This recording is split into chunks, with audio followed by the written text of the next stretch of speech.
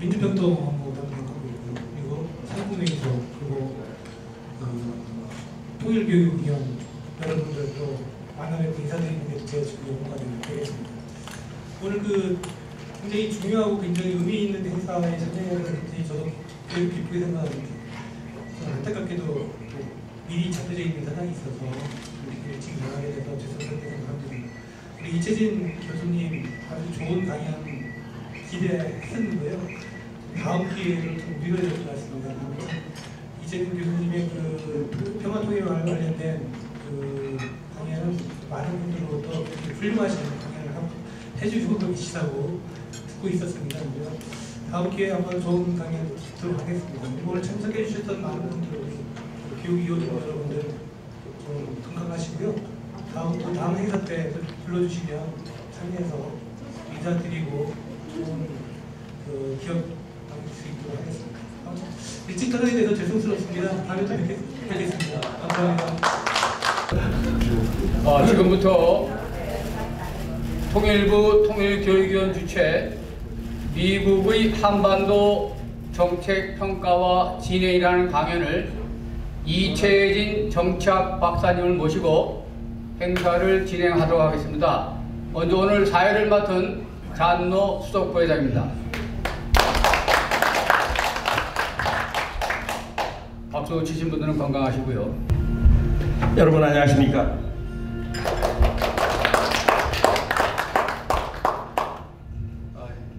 이 무더운 날씨에도 불구하고 저 세임대국에서부터 멀리서 이렇게 또 많은 분들이 이렇게 와주셔서 대단히 감사합니다.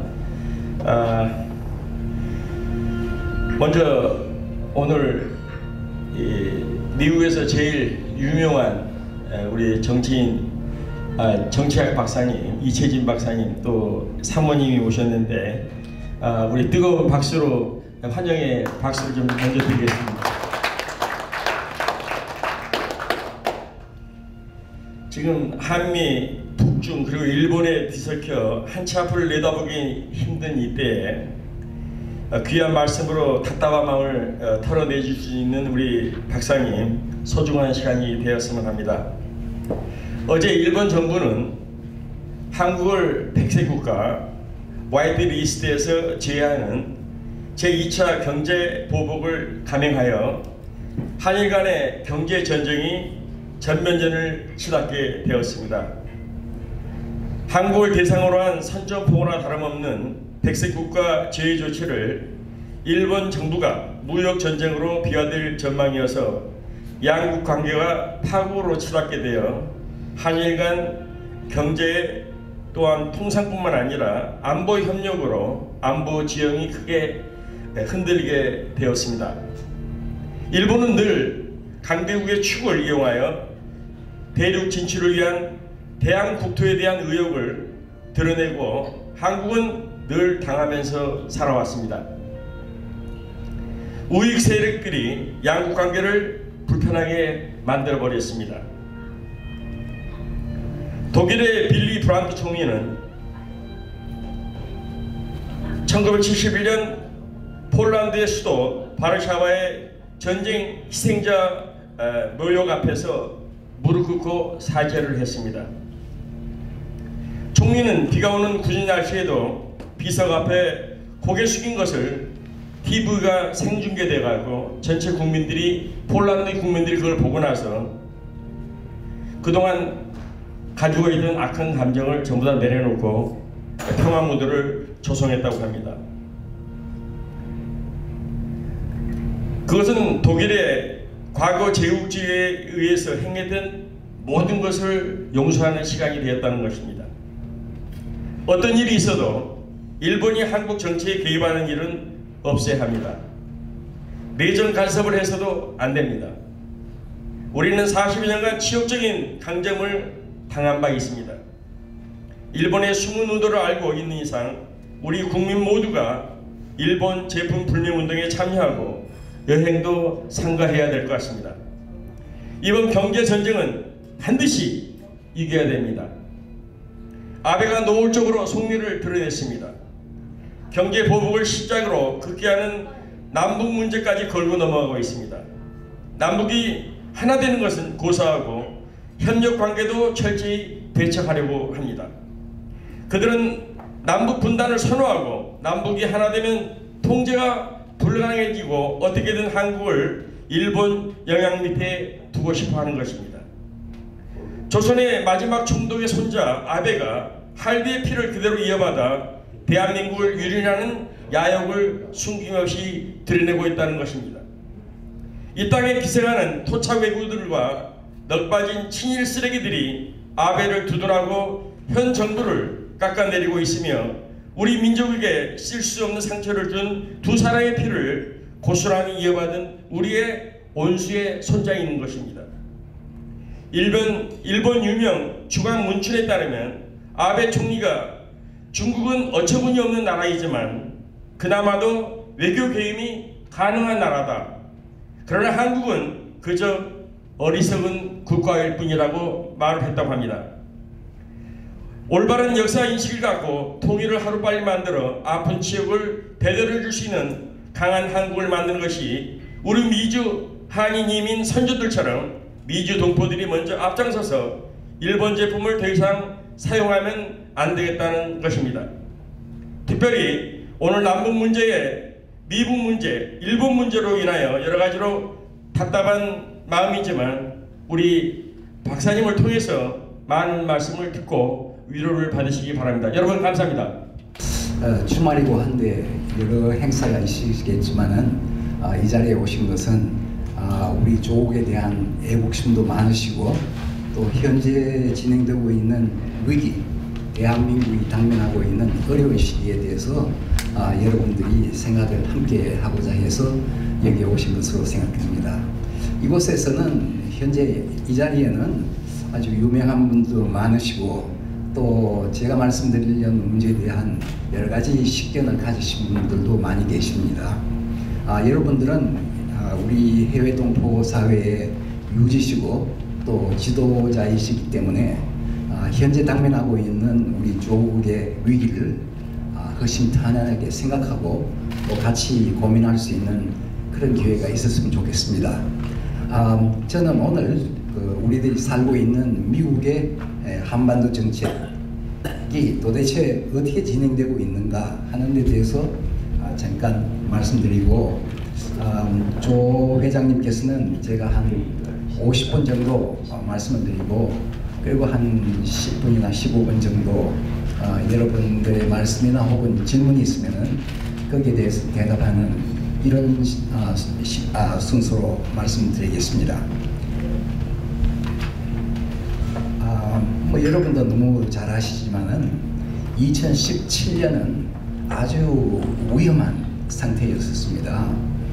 특히 미국에는 트럼프 대통령이 당선되고 취임했었는데 이번이 도대체 앞으로 미국 외교정책, 특히 한반도에 대한 외교정책을 어떻게 수립할 것이냐 하는 데 대한 논의가 많이 있었고 저도 2017년 이런 모임에서 이야기하기를 트럼프는 보통 사람은 아니니까 한반도에 대한 정책도 아주 잘하거나 아니면 아주 실패하거나 둘 중에 하나지 어정쩡하게 중간은 취하지 않을 것이다. 그런 말씀을 한 적이 있습니다만은 유럽에 있는 두 개의 사진이 보시는 것 같이 하나는 디스피겔 독일에서 가장 유명한 잡지에서는 이 트럼프를 이렇게 표시를 했습니다. 자유의 여신의 목을 비워서 아메리카 퍼스트, 미국의 제일주의를 주장하는 사람이다. 이렇게 좀 과장되게 설명을 했고 옆에 있는 The Economist는 영국에서 출판되고 있는 세계적인 주간지지요. 여기에서는 제가 잘 안 보이는데 보이십니까? Insurgent in the White House. 그 백악관에 있는 하나의 반란주의자다. 백악관에 들어와서 모든 것을 이제 교란할 것이다. 이런 이야기를 할 정도의 사람이었습니다. 특히 우리 김 교장님 선생님께서 수고를 해주시는데 대단히 미안하고 감사합니다. 한쪽에 보시면은 그 2017년 동안에는 트럼프와 김정은 위원장 사이에 여러 가지 비난이 많이 있었는 거 여러분이 다 들으셨을 겁니다. 여기에서 김정은 이야기가 나는 매우 위험한 사람이다. 이 미사일을 쥐고 하는 이야기고 또 unpredictable하다. 예측할 수 없다. 그랬더니 트럼프 하는 이야기 나도 마찬가지다. 나도 위험하고 예측할 수 없다. unpredictable한 그 용어 자체가 2017년에 있었던 모든 그 식자들 가운데 트럼프를 그 표현하는 하나의 용어였었습니다. 그리고 오른쪽은 트럼프가 많이 분노하고 있는 그런 상태였습니다. 여러분이 들으셨겠지만은 뭐 김정은은 뭐 이런 사람이다 저런 사람이다 이렇게 많은 비난을 했고 심지어는 그 군사적인 행동도 마다하지 않겠다. 2017년 말 정도에 가서는 대한민국 정부에서는 아마도 무력 행사가 있지 않을까 할 정도로 위험시했다고 제가 그 이후에 들었습니다.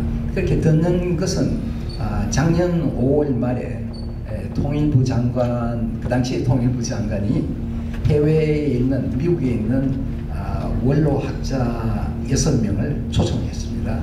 한국에.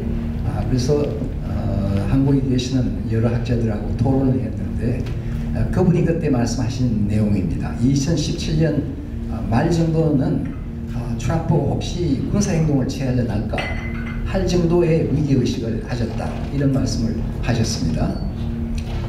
그럼에도 불구하고 여러분이 아시다시피 2018년 그 2월에 평창 올림픽 대회라고 하는 것을 계기로 해서 한반도의 지형이 급격하게 변화된 것은 여러분이 잘 아실 것입니다. 특히 김 위원장을 대표하는 그 동생이 서울까지 와서 문재인 대통령에게 친서를 전달하는 이와 같은 상황은 2017년에 있었던 위기를 하나 전환시키는 계기가 되지 않았겠는가. 역시 물론 올림픽 회의가 있어서 그렇다고 이야기하기는 힘들지만은 이것이 좋은 계기가 되어서 한반도에 대한 그 위기의식이 어느 정도 해소되고 새로운 미래에 대한 희망이 퍼지는 그와 같은 계기가 됐었습니다. 그 이후에 미국으로서도 대단히 중요하게 생각하는 사건은 판문점에서 문재인 대통령과 김정은 위원장 사이에 이와 같이 정상회담이 있었다는 것은 여러분들이 감격스럽게 텔레비전을 통해서 아마 다 보셨을 것이고 또 이에 대한 그 평가도 국내외에서 모두 호의적으로 나온 것은 사실입니다. 특히 오른쪽에 있는 그 도보 다리에서 두 분이 앉아서 장시간 이야기를 했는데 물론 해외에 있는 우리들로서는 과연 어떤 이야기를 했는지 알기는 힘듭니다만은 아마도 트럼프 대통령은 어떤 사람인가, 트럼프 대통령을 어떻게 다루는 게 맞는가, 또 김정은 위원장이 트럼프 대통령과 만났을 때 어떤 응사를 하는 것이 좋을 것인가. 예를 들면은 트럼프는 이 칭찬하는 걸 대단히 좋아하니까 만나자마자 트럼프는 당신은 영웅이요 이렇게 칭찬을 해주면 좋지 않는가. 그런 유효의 이야기가 있었지 않겠나 이렇게 그냥 추측을 해봅니다. 이와 같은 그 회담의 실록이라고 하는 것은 우리가 한 30년 정도는 기다려야 됩니다. 아시지만은 한국의 외교 사료는 30년 동안 비밀이 묶여 있습니다. 미국은 25년이 묶여 있습니다. 그래서 저도 지난 4월, 5월에 가서 이 외교 사료를 보았는데 현재 한국에는 1988년까지의 외교 사료가 공개되어 있습니다. 31년이 되죠. 따라서 이 두 분이 여기서 과연 어떤 이야기를 했는가 하는 것은 그것을 알기 위해서는 오래 사셔야 됩니다. 적어도 30년은 기다리셔야 이것이 어떤 이야기가 나왔는지 알 수 있겠지만은 저 생각에는 아주 그 긍정적인 그리고 낙관적인 이야기를 소개했지 않을까 이렇게 짐작을 하고 있습니다. 이 결과로 해서 판문점 회담이라는 것은 아시다시피 김대중 대통령이 평양에 가서 제1차 회담을 했고 2000년 6월이었죠.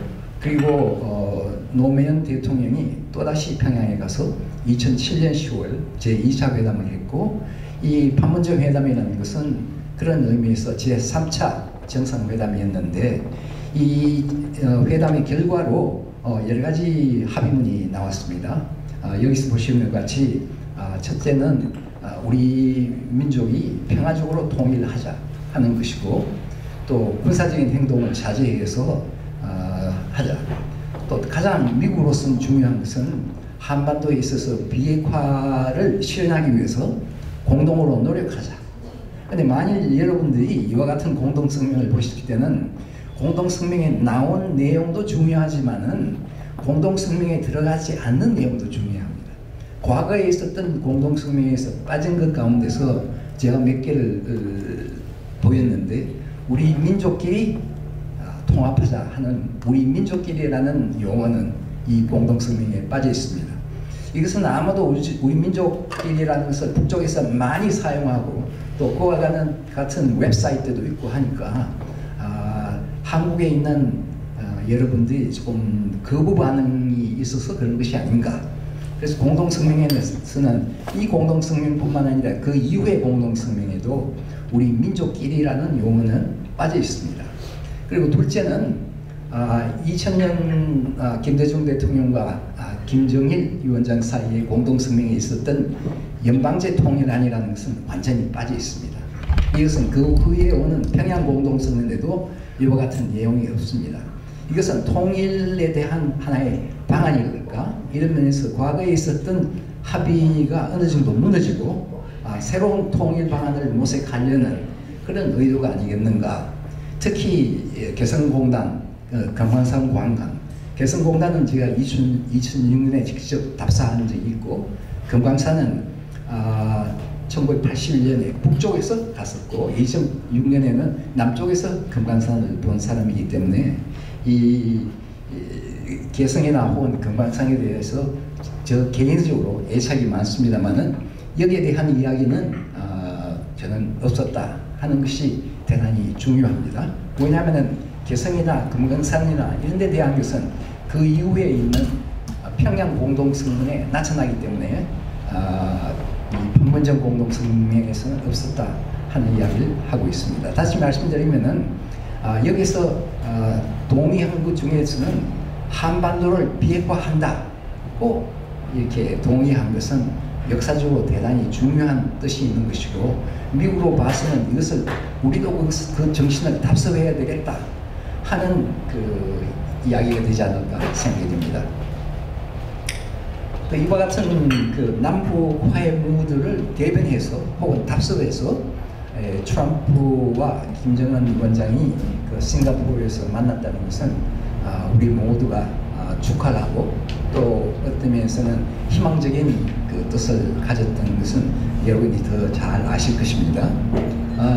북쪽으로 봤을 때는 이것이 정말 6.25 전쟁 이후에는 북쪽으로서는 가장 중요한 국제적인 행사이기 때문에 오른쪽에서 보시는 것 같이 노동신문에는 이 전면뿐만 아니라 그 다음 등록 모두를 장식했습니다.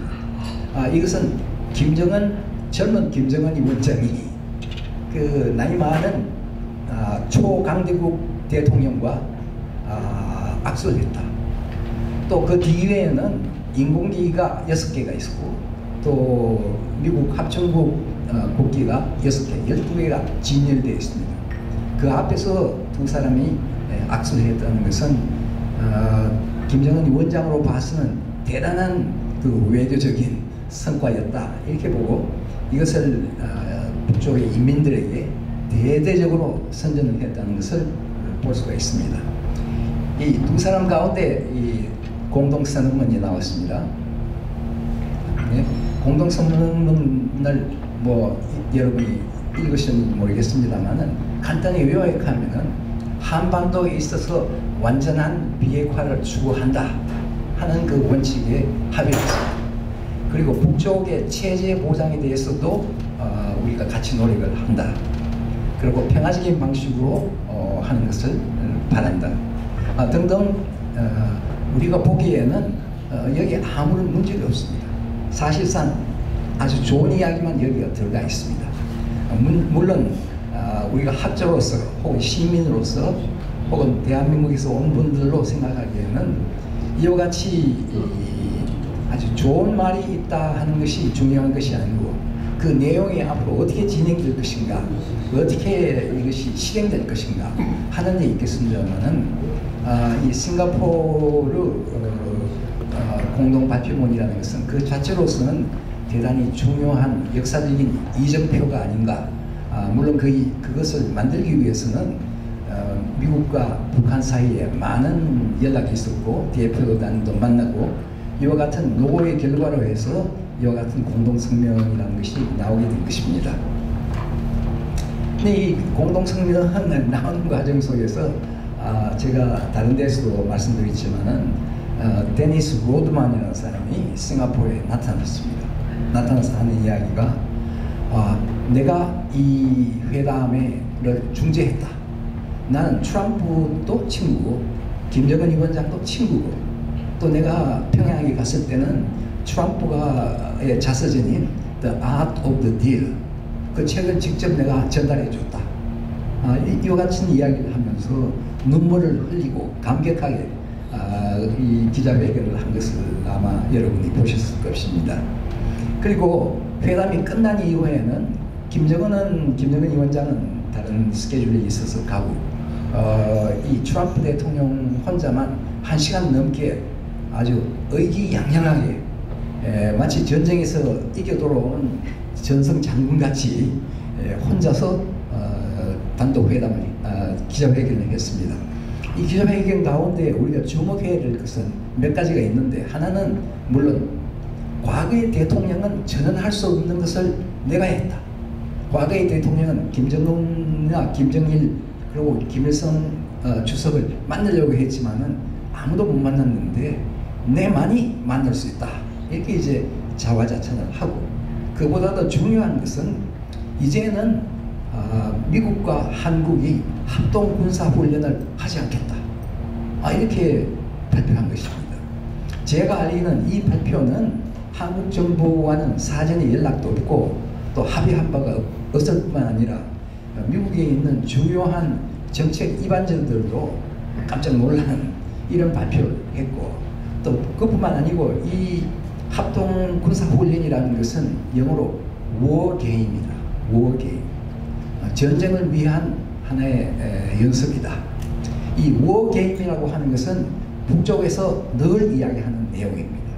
그리고 이 공동 연습이라고 하는 것은 provocative, 아주 자극적이다 하는 것도 북쪽에서 하는 이야기입니다. 저는 외교 정책을 주로 연구하기 때문에 왜 이런 이야기가 나왔느냐 이렇게 생각을 하면은 이 뒤에는 시진핑, 중국 주석인 시진핑이 있다고 생각합니다.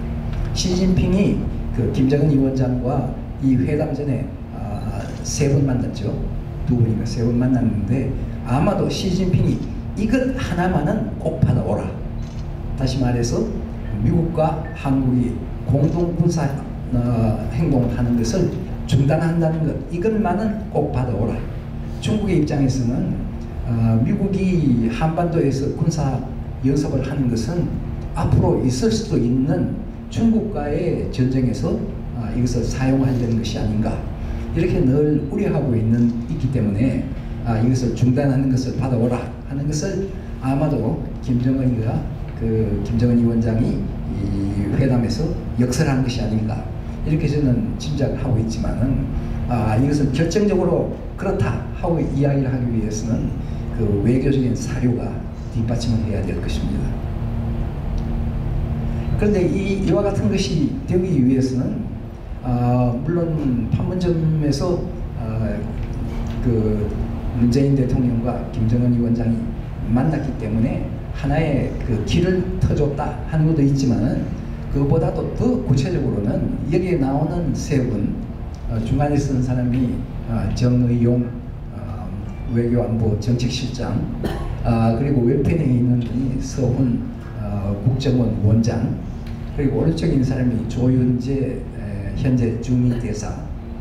이 세 사람의 공로가 많이 있지 않은가. 이 세 사람들이 그 김정은 위원장을 만나서 조윤재 대사는 미국에 있지만은 서 원장과 그 정 실장이 평양에 가서 김정은 위원장이 정상회담을 하겠다 하는 메신저 역할을 하는 것입니다. 그 메신저를 가져와서 저기 오른쪽에 보는 것 같이 트럼프 대통령과 회의를 하면서 우리가 이런 이야기를 들었다. 그리고 이것은 진실이고 또 북쪽에서는 비핵화 의지가 뚜렷하다. 이렇게 확정적으로 이야기를 해줬기 때문에 트럼프가 그러면 내가 김정은과 만나겠다. 이렇게 된 것이 아닌가. 그 뒤에는 한국의 가교 역할 내지 총매 역할이 대단히 중요했다. 이런 말씀을 드릴 수 있겠습니다. 그 다음에 물론 또 하나는 과연 그 싱가포르에서 김정은 트럼프 회의가 있을 것인가 아닐 것인가 이런 상황 속에서 상당한 우여곡절이 있었습니다. 트럼프는 한때는 이제 나는 안 한다 그랬다가 그 다음에는 며칠 있다가 그럼 만나겠다. 이런 우여곡절이 있는 속에서 김정은 위원장이 문재인 대통령과 한번 다시 만나자. 그래서 판문점에 있는 그 통일각, 판문점 북쪽에는 통일과 각과 그 판문각이 있는데 통일각에서 두 사람이 만나서 한 2시간 정도 이야기를 했는데 아마 그 내용은 우리도 아직 모르지만은 문재인 대통령으로서는 트럼프와 만나는 것이 중요하다. 트럼프와 만났을 때는 이런 이야기를 하는 것이 상당히 그에게 필요할 것이고 그 결과는 이렇게 나오는 것이 좋겠다는 대한민국의 입장에서 봤을 때 혹은 한반도의 평화나 번영을 위한 장래를 위해서 봤을 때 여러 가지 조언을 해준 게 아닌가. 이 조언을 직접 듣고 김정은 위원장이 외교적으로는 경험이 좀 부족하지만은 트럼프와 만날 수 있는 그런 계기를 제공해 준 게 아닌가. 저는 그렇게 해석을 하고 있습니다.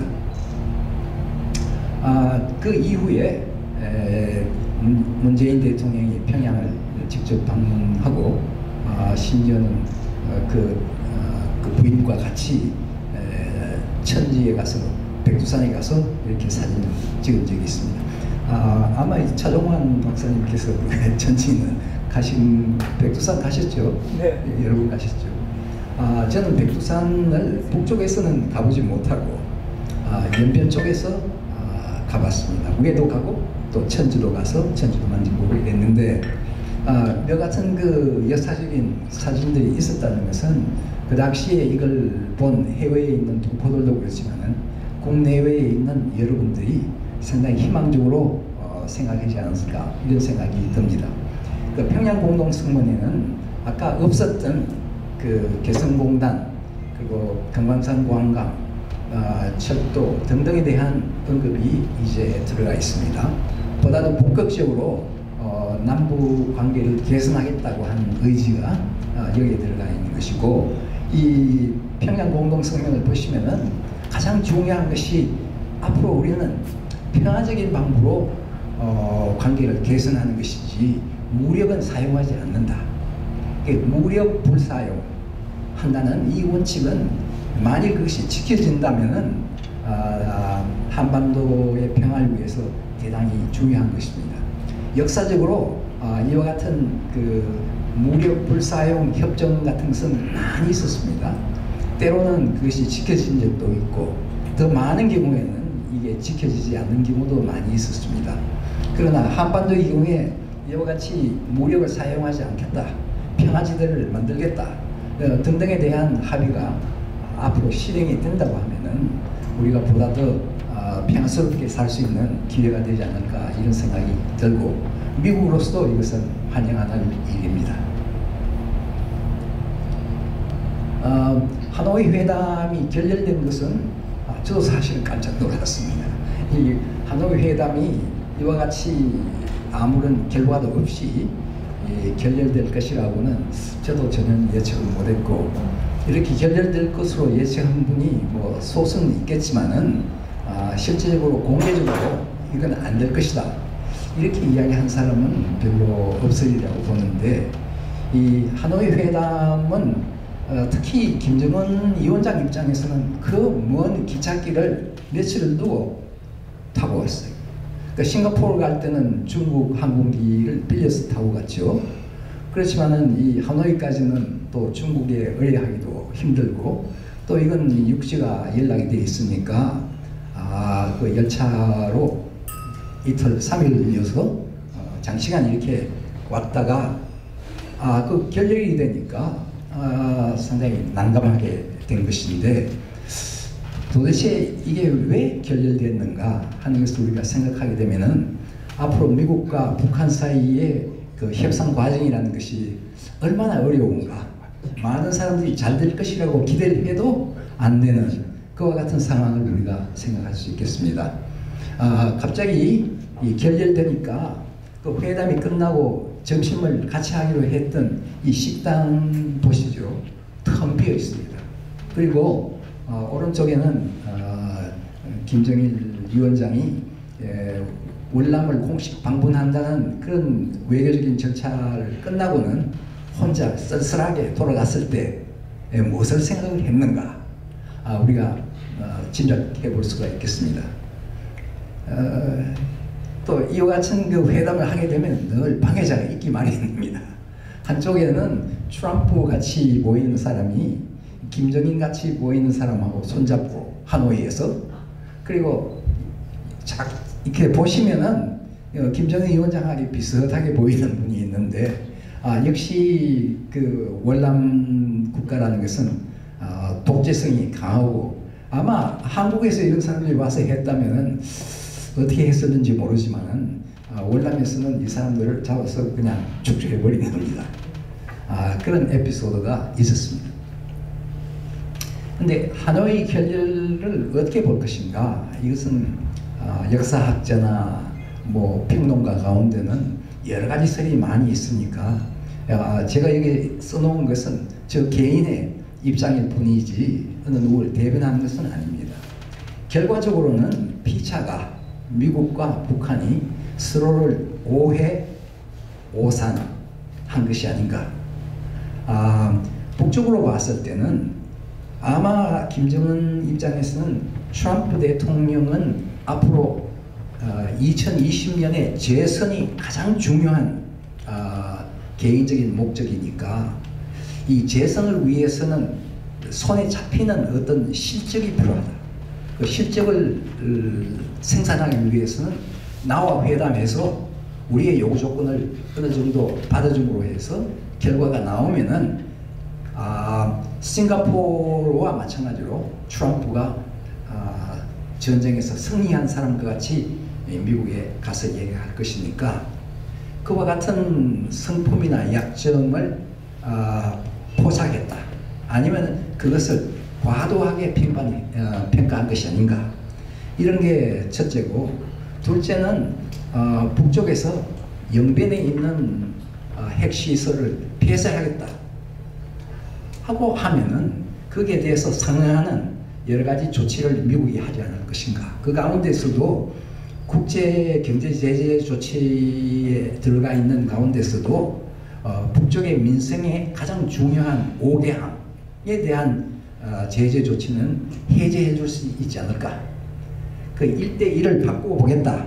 다시 말하면 영변 핵시설을 폐쇄하고, 이것은 국제 원자력 기구가 와서 감독하는 사찰하는 하에서 할 용의가 있으니까, 그러면 미국은 유엔과 미국이 하고 있는 경제 제재 조치 가운데 가장 중요한 일부분을 해제해 줄 수 있지 않을까.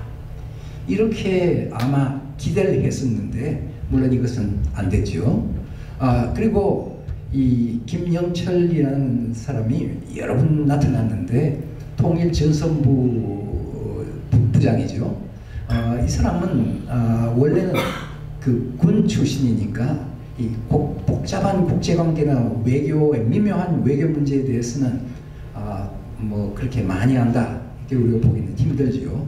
그러나 어떤 이유이든 간에 김정은 위원장이 김영철 부장을 우대해서 또 백악관까지 보내고 또 친서를 직접 손에 들고 가게 하고 이와 같이 상당히 군 출신, 저도 군에 있었습니다만 군 출신이라고 해서 뭐 그게 나쁜 건 아니지만은 여기에서 평생을 자란 사람이 외교의 미묘한 그 뉘앙스라고 할까, 복합성을 충분히 이해했겠는가 하고 우리는 의문을 할 수 있는데, 이 사람이 백악관을 다녀간 이후에 어떤 보고를 했을 텐데 그 보고 자체가 불충분할 수 있었던 게 아닌가, 이렇게 우리가 짐작을 할 수 있겠습니다. 여하튼 북쪽으로서는 많은 것을 기대를 했는데 그 기대가 트럼프가 받아주지 않으니까 이것이 결렬될 수밖에 없는 것이고, 미국으로서는 우리는 정말 세계적인 대국이다.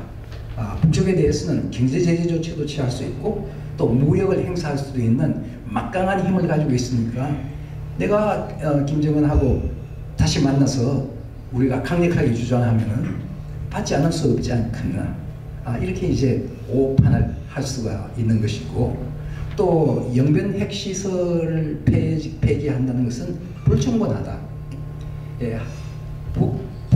핵을 완전히 폐기하려면은 여기에 대한 여러 가지 절차가 소위 말하는 로드맵, 그 이정표가 있어야 될 텐데 그 가운데 제일 중요한 것은 지금 북쪽이 가지고 있는 원자 무기나 원자 시설이나 원자 인원에 대한 충분한 내용을 신고한다고 할까, 미국에 알려주는 그런 과정이 전제가 되어야 될 텐데 여기에 대해서는 전혀 없다.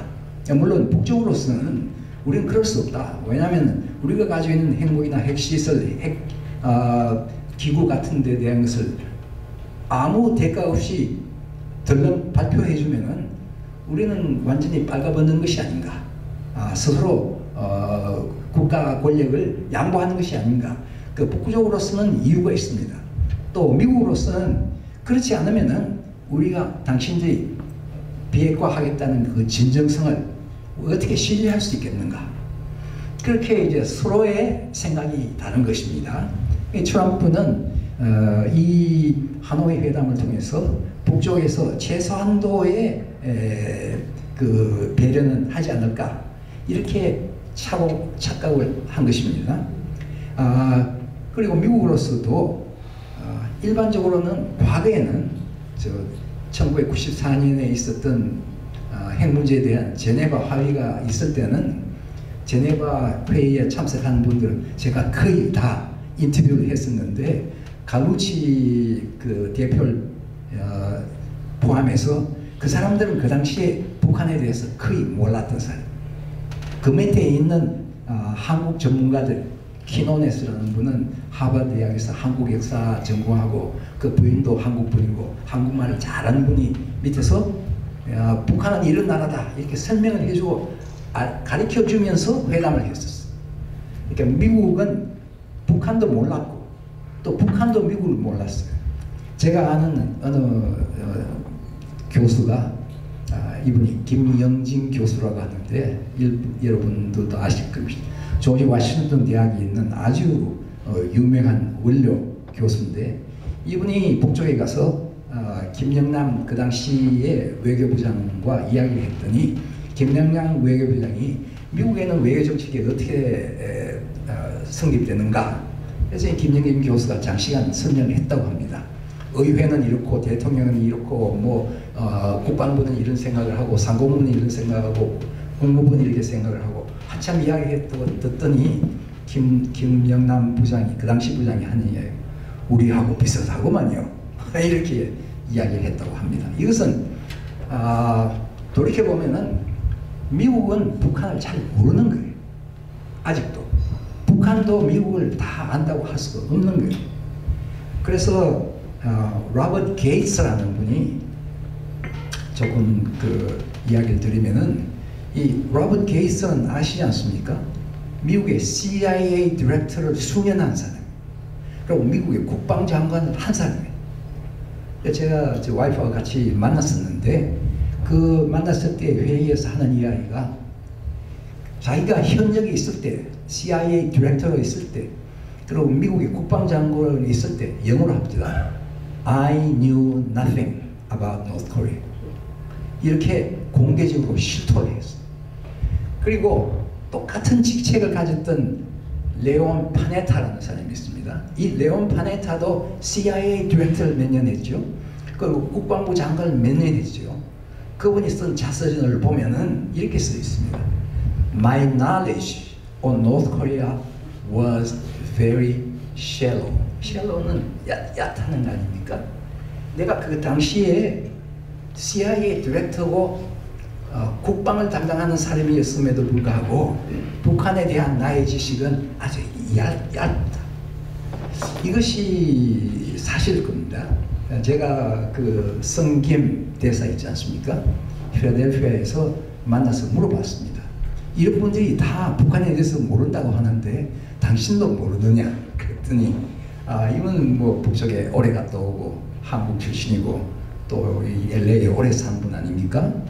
뭐 그렇지는 않다. 아는 사람들은 많이 알고 있다. 이렇게 아주 외교적으로 대답을 했습니다.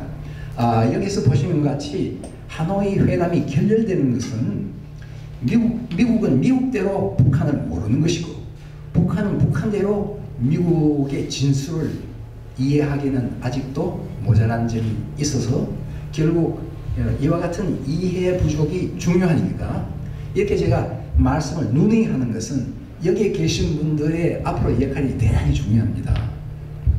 미국은 북한을 알아야 되고 또 북한은 미국을 알아야 되는데 여러분들이 그 역할을 할 수 있다면 도움이 되지 않을까 이런 의미에서 제가 하노이 결렬의 중요한 이유 중에 하나가 피차의 오해 내지 문화적인 측면에서 보면은 충분히 알지 못했다 하는 그 말씀을 제가 드리겠습니다.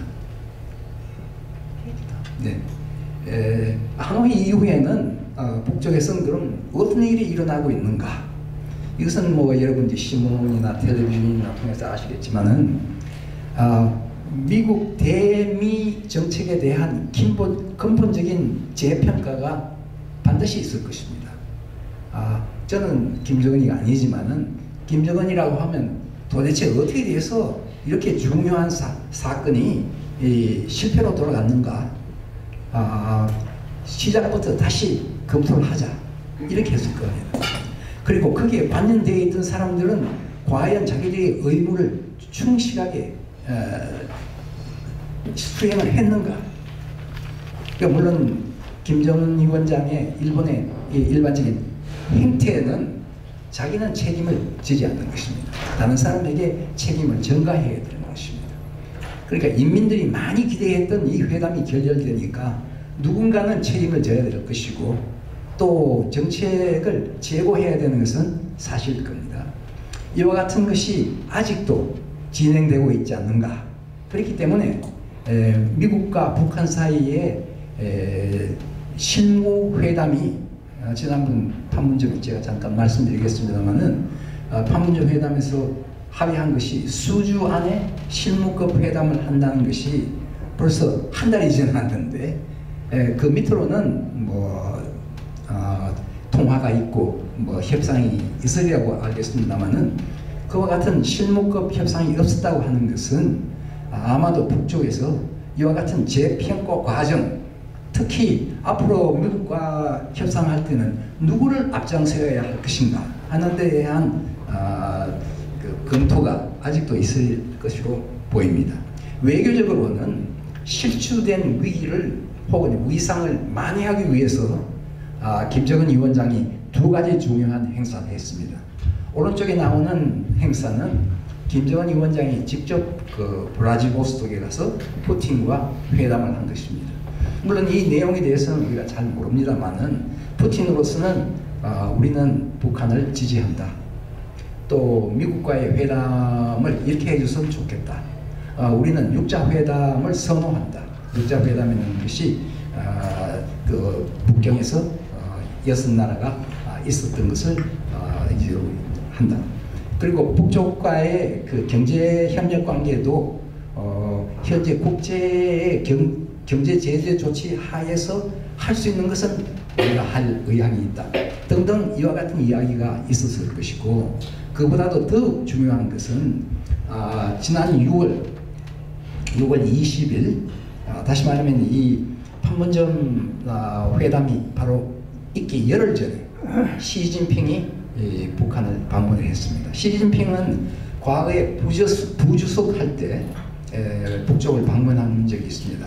물론 한국도 방문을 했었고 또 뭐 주석으로서도 한국은 방문했죠. 그리고 중국의 주석으로서 북한을 방문한 것은 12년 만에 처음이었습니다.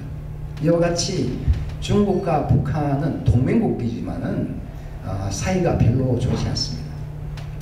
북한에서 이 식량 지원을 담당하는 어느 분을 제가 만났는데, 그분 이야기는, 이분은 지금 LA에 살다가 지금 북한에 가서 살고 있는데, 이분은 식량 배급을 직접 담당하고 있는 사람이기 때문에 북한 전반적인 그 국민들의 정서를 잘 알고 있는 겁니다. 그분 이야기를 제가 한 몇 년 전에도 깜짝 놀랐어요. 그분 이야기가 북한에서 어느 나라가 인기가 제일 없는지 아느냐 그러더라고요. 그런데 일반적으로 뭐 일본이라든지 미국이라든지 이렇게 이야기할 텐데, 아니다, 중국이다. 중국을 왜 싫어하느냐 그랬더니, 중국은 지금 잘 살지 않습니까? 중국은 북한과의 동맹국가인데 북한의 경제적인 지원을 하려면 얼마든지 할 수 있어요. 그런데 중국에서는 북한이라는 정권이 살 수 있는 정도의 최소한도의 지원만 하지, 북한에서 바라는 지원은 하지 않는 것입니다. 그렇기 때문에 중국이 가장 인기가 없다. 이것은 사실 일리가 있습니다. 이와 같은 상황 속에서 시진핑이 북한을 방문했다고 하는 것은 대단한 진전입니다.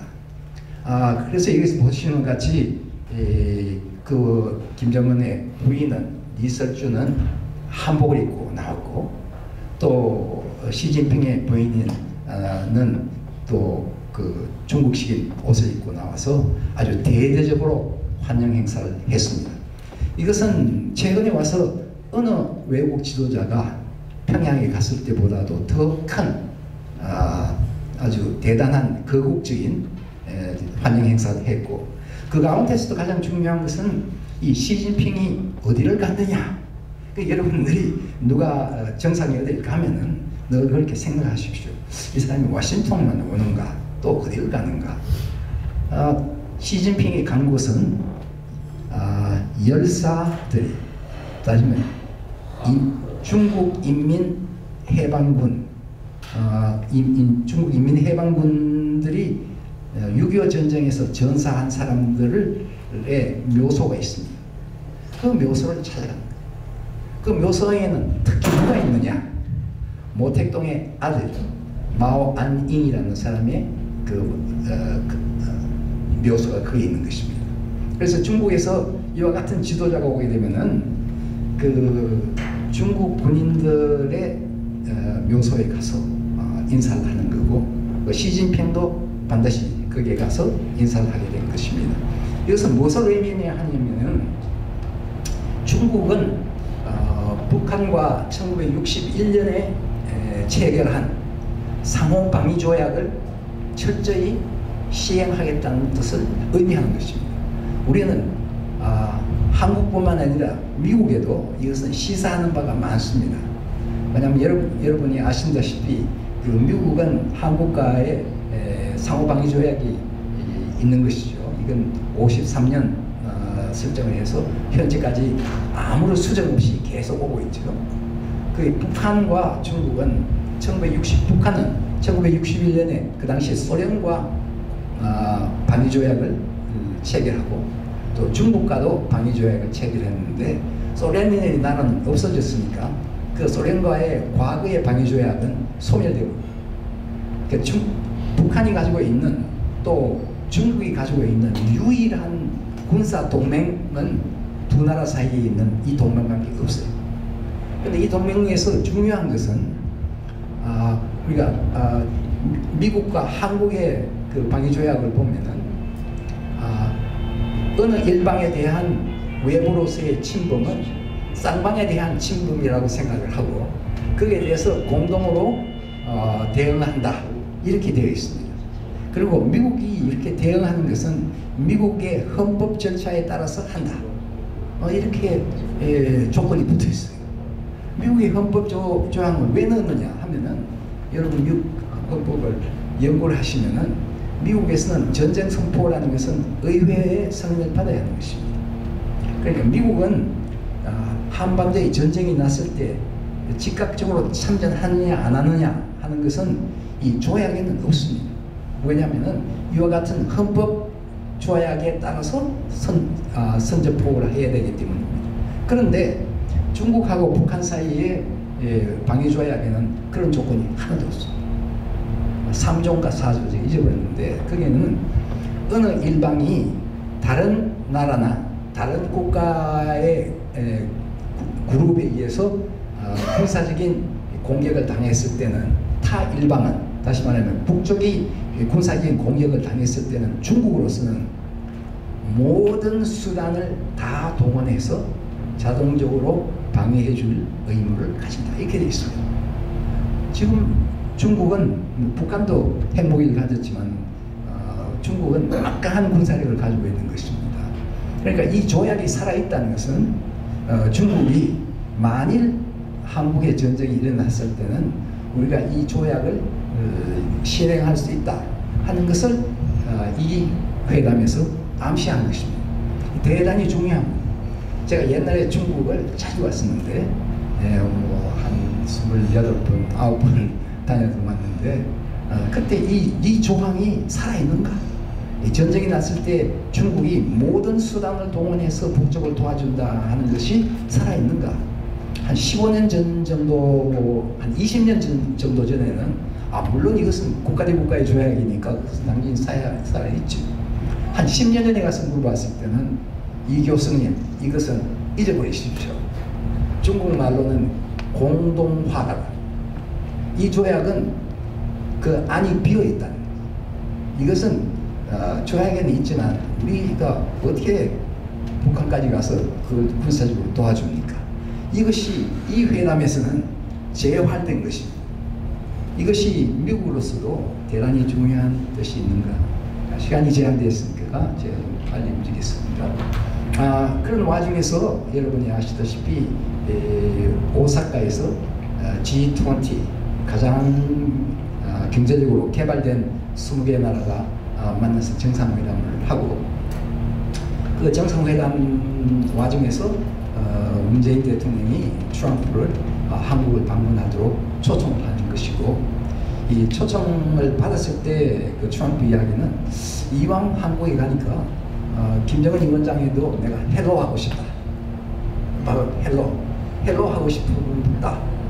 그래서 이제 SNS를 통해서 북쪽에 연락을 했더니 그럼 판문점에서 만나자 이렇게 됐다고 합니다. 이것은 트럼프도 그렇게 설명을 하고 김정은 위원장도 판문점에서 그날 만났을 때 이거 갑자기 일어난 것이다 이렇게 공개적으로 이야기를 했는데 저는 학자로서 그렇게 보지 않습니다.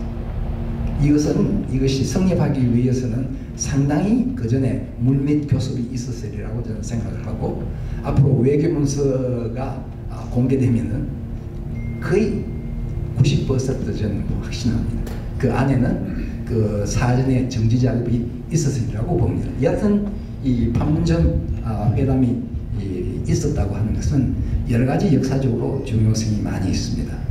왜 이것이 중요한가? 보면은 이 두 개의 사진을 제가 가지고 왔는데 하나는 저쪽에 트럼프 대통령이 문재인 대통령과 함께 가 있는 거고 오른쪽에 있는 것은 로널드 레이건 대통령이 1983년 11월에 그 당시에 아무 대통령도 미국의 대통령이 한국을 가게 되면은 국내적인 이유로 해서라도 미군이 있는 DMZ 가서 미국 군인들과 사진을 찍고 그 사진을 가지고 자기 재선을 위해서 쓰고 이거는 뭐 통상 있는 이야기입니다. 이와 같이 그 레간도 이게 83년입니다. 84년에 재선에 있으니까 재선에 이 사진을 많이 썼어요. 그러니까 내가 가서 우리 수고하는 우리 군인들하고 합했다. 그런데 이렇게 두 개 사진을 이렇게 보시면은 그냥 지나가시지 마시고 우선 무엇을 입었는가 이것부터 보시면 됩니다. 레간은 이 군복을 입었습니다. 누구든지 군복을. 레간이 이 지나간 이야기지만 DMZ를 가겠다고 하니 전두환 대통령이 그 위험한 지역을 왜 가려고 하느냐. 또 북한은 그 당시에 레간 보고 레간이 한국을 방문하면은 살아서 돌아가실 수가 없을 것이다 이렇게 협박을 하고 있었어요. 그래서 전두환 대통령이 왜 가려고 하느냐. 난 가야 한다. 속말로 하냐. Don't tell Nancy. 낸시 레간에게는 말하지 마라. 낸시 레간은 이 레간이 1981년에 저격 미수 사건이 있었잖아요. 그 저격을 당할 이후에는 낸시의 넘버원 프라이어리티는 레간의 생명을 보호하는 거예요. 그러기 위해서는 이 캘리포니아에 있는 점술 여자 있잖아요. 여자와 계속 이야기. 중요한 행사가 있을 때마다 그 점술 여자분한테 물어보는 거예요. 어떤 경우에는 어저께 미국에서 그 폐기시킨 그 IMF라는 조약이 있어요. 그 조약이 1983년에 했는데 고르바초프가 워싱턴에 와서 레간하고 그 조약을 체결해서 서명하는 거예요. 서명을 원래는 아침 11시 몇 분에 하게 돼 있어요. 그런데 낸시가 이 캘리포니아 여자하고 이야기를 했더니 11시는 안 좋다는 거예요. 오후 1시인가 2시에 하면 좋다. 그래서 다 결정된 것을 하루아침에 바꾸어서 2시인가 3시에 한 사항이 있습니다. 그와 같이 낸시에게는 이야기하지 마라. 그리고 DMZ를 다녀온 것입니다. 근데 이 트럼프의 경우에는 그리고 그 당시에는 상당한 경계가 있었습니다. 헬리콥터, 전투기 이런 것이 이 주변에서 정말 레간을 보호하기 위해서 대단한 경계를 했습니다. 그런데 트럼프가 갔을 때는 그런 경계가 있었다는 것을 우리가 듣지 못하고 있습니다. 아마 제3대의 경계는 있겠죠. 그리고 트럼프는 편복을 입었습니다. 이와 같이 이렇게 편복을 입고 넥타이를 메고 간 것입니다. 둘째 여기서 보시고 또 차이가 있는 것은 물론 그 당시에 전두환 대통령이 옆에 있는 건 아니죠. 그런데 여기는 문재인 대통령이 옆에 있습니다. 이것도 대단히 중요한 사실입니다. 대통령이 직접 미국 대통령을 과 같이 DMZ에 간 역사가 없습니다. 레간 경우에는 이때는 국방부 장관이 같이 갔습니다. 그와 같이 국방부 장관 정도는 가지만은 대통령이 직접 가는 건 없는데 여기서 그러면은 한번 생각해 보시오. 문재인 대통령과 이 군인이 저쪽을 표시하는데 이 방향이 어디였습니까? 모르긴 모르죠. 저도 그게 써 있지 않았지만 아마 개성 지역을 이야기했을 것입니다. 물론 그 앞에 있는 북한의 그 농촌에 대한 이야기도 할 수 있었고 저 멀리 보면은 저기 개성이다. 개성공단을 재개해야 된다 하는 이야기를 이런 계제에 할 수도 있지 않겠는가 이런 생각을 하고 있습니다. 근데 이제 두 사람이 만났죠.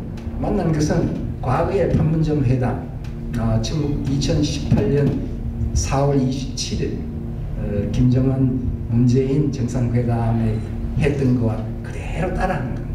그렇기 때문에 남북관계와 미국과 북한 관계라는 것은 서로 결부되어 있습니다.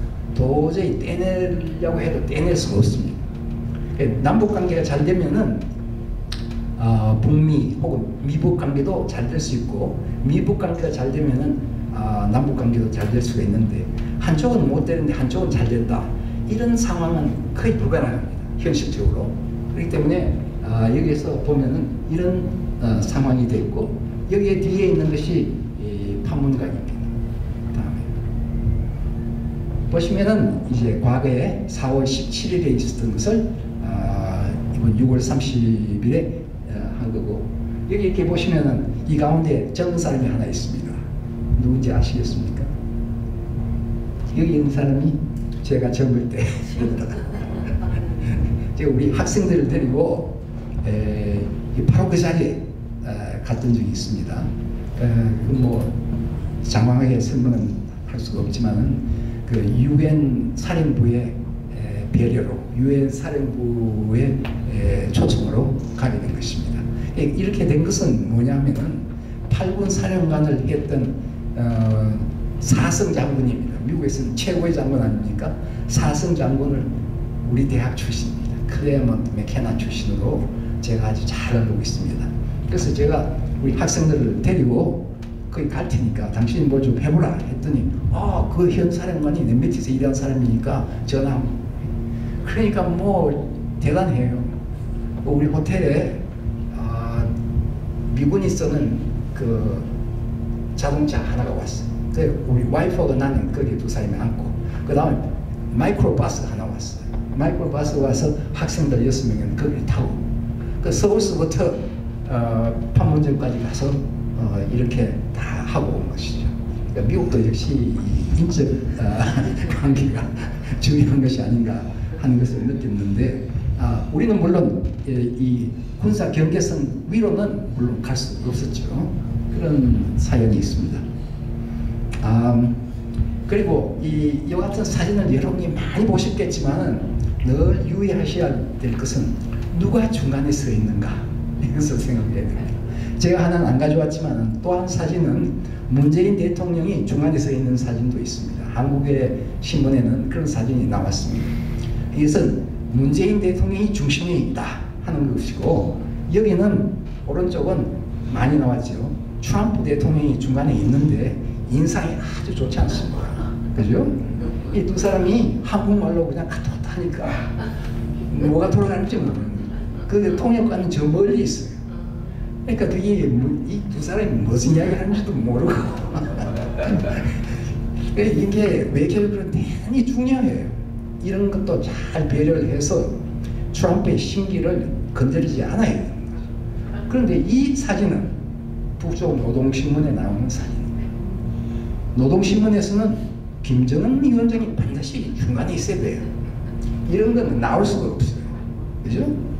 그러니까 사진을 보실 때 그냥 뭐 재밌다 그리고 넘어가시지 마시고 누가 서 있느냐 그 표현은 어떠냐 이런 것을 보실 필요가 있다는 말씀입니다. 두 사람이 만나서 53분 동안 이 회담을 했는데 이 회담의 성격 규정도 사실상 문제입니다.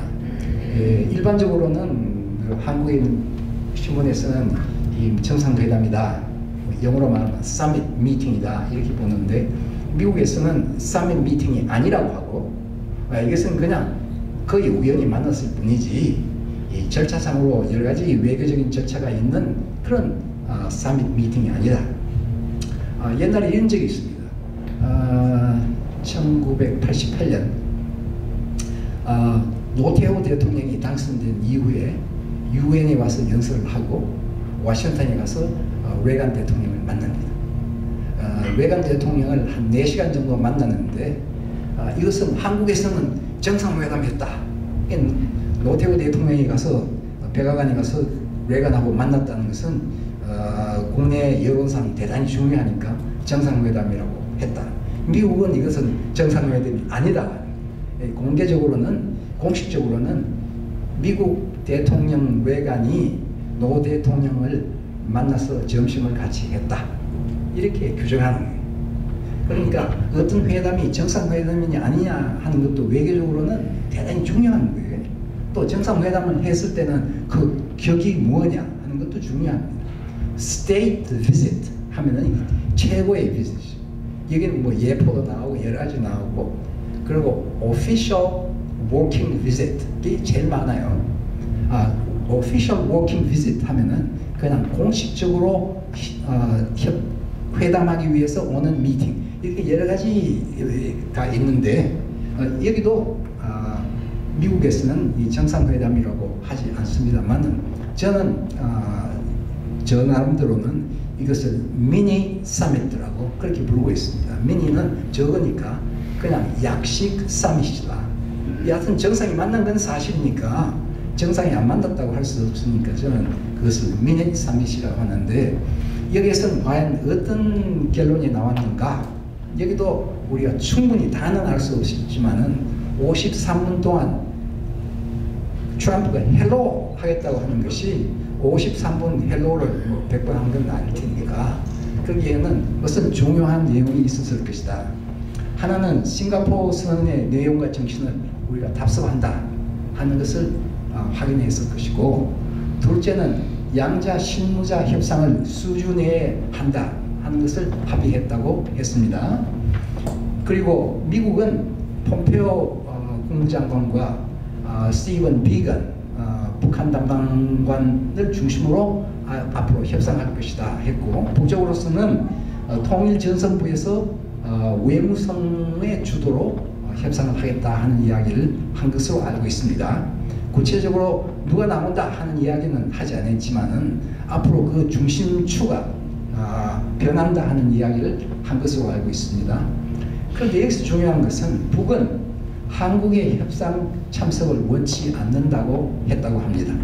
이것이 사실인지 어떤지는 앞으로 봐야 되겠지만은 북쪽으로서는 핵 문제라고 하는 것은 어디까지나 미국과 우리가 당사자지 한국이 거기 끼어들 수는 없다. 그런 입장을 취하고 있는 것은 어떤 의미에서 상당히 불행한 이야기입니다. 왜냐하면 핵에 대한 당사자는 대한민국일 텐데 대한민국을 제쳐놓고 미국만 협상을 하겠다고 하는 것은, 협상 자체는 좋은 것이지만 그런 식으로 되면은 좀 문제가 앞으로 있지 않을까 그런 생각이 들고, 트럼프는 김정은 위원장을 그 화이트하우스에 초청을 했다고 하고, 또 김정은 위원장은 트럼프를 평양에 초청했다고 합니다. 이것이 과연 그동안 정체된 미국과 북한 사이의 협상을 한 단계 진전시키는 하나의 촉진제가 될 것인지, 아니면 이것이 그렇게 되지 않을 것인지는 이제 몇 주만 있으면 알게 될 것입니다. 그 미국의 반응은 뭐 완전히 갈려져 있습니다. 이 미국의 반응도 갈려져 있고 한국 국내의 여론도 갈려져 있지 않습니까? 그 척 슈머 민주당 사무총무는 미국 외교사에서 최악의 나날이었다. 이건 좀 지나친 그건 하지만은 국내 정치가 그렇게 돼 있는 겁니다. 미국이 the worst few days, 미국 외교사에서 the worst few days, 그것이 판문점에서 일어났다 이렇게 이야기를 하고 있습니다. 독재자를 칭송하는 하나의 리얼리티 쇼에 불과했다. 그저께 30일 그 민주당 대통령 후보자들의 토론회에서 이야기가 나왔습니다. 한 사람이 이 판문점에서 회담한 것은 이것은 전혀 안 됐다. 또 한 사람은 아무리 독재자라고 하더라도 회담은 해야 된다. 이게 미국 정계에서 늘 문제가 되고 있습니다. 이게 돌이켜 보면은 2003년이니까 그 오바마하고 힐러리 클린턴이 대통령 예비 선거에서 논쟁을 했을 때 이 문제가 대두됐습니다. 오바마는 아무리 독재자라고 하더라도 내가 대통령이 되면 그 사람하고 대화를 하겠다. 그랬더니 힐러리 클린턴은 저걸 보시오. 저 사람은 외교의 경험이 없기 때문에 저렇게 이야기를 하는 것입니다. 독재자들과 회담을 하려면은 그 전에 충분한 정지 작업을 해서 해야 되는 것이지, 저렇게 막무가내로 아무나 독재자와 회담을 하겠다는 것은 이 사람이 대통령이 되면 안 됩니다. 그렇게 토론이 있었죠. 이것은 앞으로도 미국 대선에서 계속 문제거리가 되지 않을까. 그 대신 켈리안 콘웨이라고 있잖아요. 백악관의 참모인데 아주 가늘게 생겼고 말 잘하고 그 광고 전문가로서 잘 나오는 사람. 이 여자는 실제로 노벨 평화상을 타는 길로 가고 있다. 이 판문점 회담이라는 것은 트럼프가 노벨상을 받을 수 있는 그런 계기를 제공해 줬다. 이렇게 이제 높이 평가하는 거죠. 그리고 트럼프는 뭐라고 하느냐. 지금 우리는 아주 좋은 관계에 있다. 김정은 위원장하고 만났더니 우리는 좋은 관계에 있다. 그는 나를 보고 미소 지었다. 그는 행복해했다. 나는 앞으로 시간에 구애되지 않겠다. 좋은 일이 있을 것이다. 이렇게 아주 낙관적으로 이야기하는 것이 과연 그 사람이 낙관적으로 생각하는 것인지, 이것이 하나의 협상의 전술인지 또 국내 정치용인지 현재로서는 확답을 하기가 힘듭니다. 그런데 왜 현재까지 이 협상이 되지 않느냐?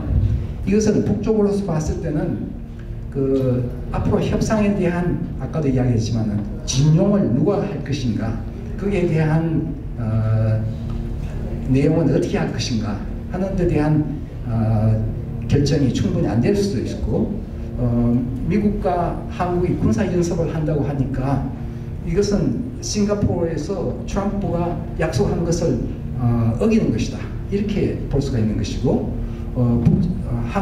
미국에서 요구하는 요구 조건에 일부는 받아줄 수 있지만 다는 받아줄 수 없다 하는 데 대한 고민이 있는 것이고, 또 미국에 있는 선거시를 잘 지금 생각을 하고 있는 것이죠. 그러니까 미국에서는 일부에서는 옥토버 서프라이즈 이런 이야기가 있습니다. 내년 2020년 11월에 대선이 있지 않습니까? 대선이 있기 옥토버가 중요해요. 옥토버에 여론을 정말 전격적으로 변할 수 있는 서프라이즈, 옥토버 서프라이즈가 있을 수도 있다. 옥토버 서프라이즈는 어떤 게 가능하냐 하면은, 북한에 관한 해는 트럼프와 김정은 위원장이 백악관에서 만났다든가, 트럼프가 평양을 간다든가, 이렇게 해서 획기적인 회담안이 발표가 되면은 트럼프의 지위가 올라가는 것이죠. 그런 것이 있다고 하는 건 아니지만은, 우리가 조심해야 될 것은 미국의 대선이 지금부터 내년 11월까지 있으니까 북한으로서는 그것을 계산하는 거예요. 어떨 때 트럼프로부터 우리가 가장 많은 양보를 받을 수 있는가? 트럼프의 약점은 무엇인가? 선거전은 앞으로 어떻게 진행이 될 것인가? 이런 것을 아마 생각하지 않을까 생각됩니다. 문재인 대통령은 그럼 이 판문점 회담했을 때 역할은 무엇이었는가?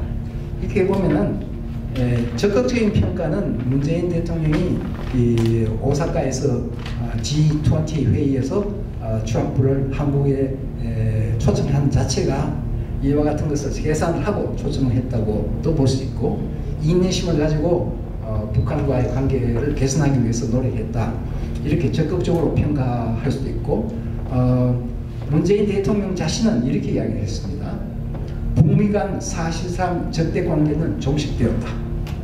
이 판문점에서 트럼프 대통령과 김정은 위원장이 만남으로 해서 사실상 북미 간 적대 관계는 종식된 것이다. 그리고 사실상 종전을 선언한 것이다. 종전 선언한 건 공식적으로 아무것도 없습니다. 그러나 이것은 사실상 종전 선언을 하는 것이다. 새로운 평화시대의 본격적 시작을 선언한 것이다. 그리고 반드시 훌륭한 결실이 있을 것으로 확신한다. 이렇게 문재인 대통령이 공개적으로 이야기를 했습니다. 이것도 그분이 직접 이렇게 과연 확신을 가지고 있는 것인지, 아니면 국내 정치적으로 이야기하는 것인지, 미국에 보란 듯이 이야기하는 것이 우리는 잘 모르지만은, 우선 보기에는 문재인 대통령 스스로는 이렇게 믿고 있는 것으로 보입니다. 그런데 아까도 이야기했지만은, 북한으로서는 한국의 문재인 대통령의 중재자 역할을 시인하지 않는 것이 남북관계에 있어서의 하나의 비극이 아닌가, 이런 생각이 듭니다. 등등은 있지만은 저 학자로서 생각에는 지금 마지막 여러분이 잘 끝이 좋으면 모든 것이 좋다는 식으로 이와 같은 과정이 앞으로 건설적으로 평화적으로 합의에 도착하게 되면은 다 좋은 것이 아닌가. 근데 이 두 개를 제가 소개를 하는데, 한쪽을 보면은 Committee to Re-elect President, 트럼프 대통령 재선을 위한 국제적인 위원회가 구성되어 있어요. 이 가운데는 김정은 위원장이 앉아 있습니다. 자세히 보시면 지금 안 보이지만은 사장님이 보시면 이 편지에 보면은 하트 그려 있는 그러니까 두 사람 사이에 사랑의 편지를 갔다 왔다 하는 그 내용이 들어있어요. 그러니까 김정은, 트럼프 사이에는 서로가 좋아하는 그런 편지를 왕래하는데 그 위원회에 들어가 있어요. 그 다음에는 아시죠? 푸틴은 트럼프가 되기를 원하는 거예요. 그 다음에는 사우디아라비아의 왕세자인 모하메드 빈 살만이죠. 이 사람은 트럼프가 되기를 원하는 거고, 아마 넷째는 터키 대통령 에르도안이 아닌가, 이름이 없으니까 잘 모르겠는데 이 사람들은 다들 독재자들이.